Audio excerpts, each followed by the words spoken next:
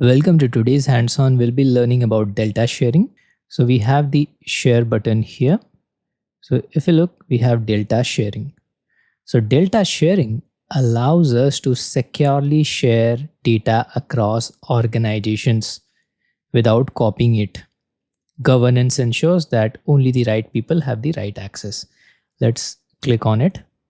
Now we need to go to the shared by me, because shared with me, if someone else here, like whatever we are doing, it will be appearing in the other person's tab, right? Since no data is shared with me, it will be blank.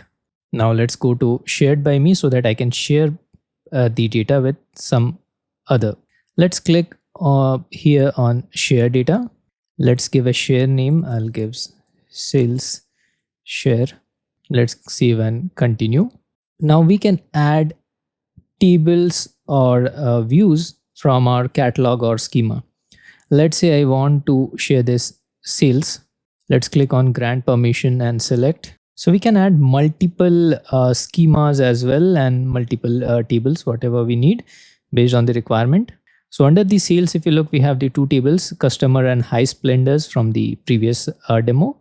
Let's click on save and continue. Now we are in the step 3 where we need to add notebooks.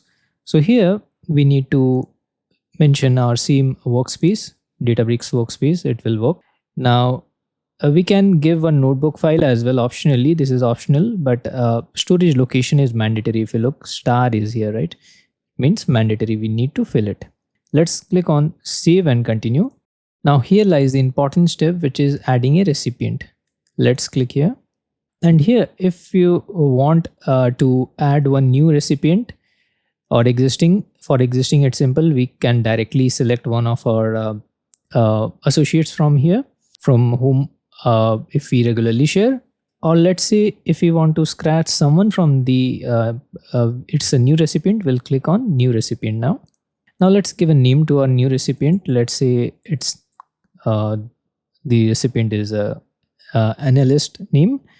Now here the tricky part is you need the metadata sharing ID, that is sharing identifier. How to get this? It's a star, right? We cannot proceed without this. So here we'll be using the Genie here. Genie is this button, right? It's kind of prompt. So you can write the prompt, tell me the meta store ID you'll get. So for me, it's this one, Azure this thing. I'll copy this. Now I'll paste it. Now let's click on create and add recipient. Now once done adding, we can cross verify using the share, delta sharing. Next I'll go to shared by me. Then I'll go to the recipients here. And here we can see the name, right? So previously shared HR is now visible with the created date.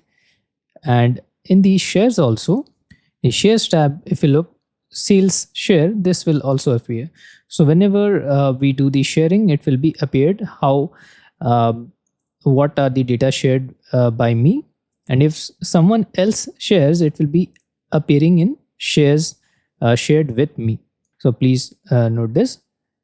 And we can see here our metadata ID as well, optionally, right? So that's what it goes. Thank you so much. I hope you found this tutorial helpful. Let's meet in our next lecture.